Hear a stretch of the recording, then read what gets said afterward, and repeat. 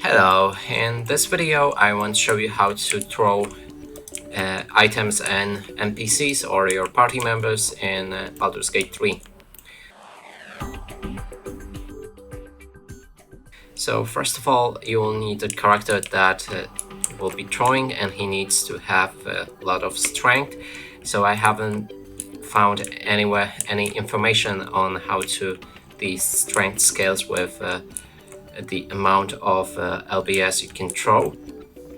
But in this case I'll be using this character that I have right here, and she has 17 strength. Now to throw something, you'll need to either right click on that person or the item. Then there's this throw item right here, and you can also do it by looking on your toolbar, and here we have throw. You can click on it and also throw basically anything.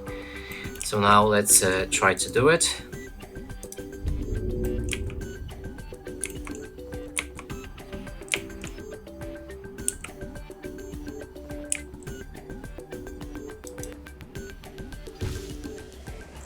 And that's basically how you throw stuff around.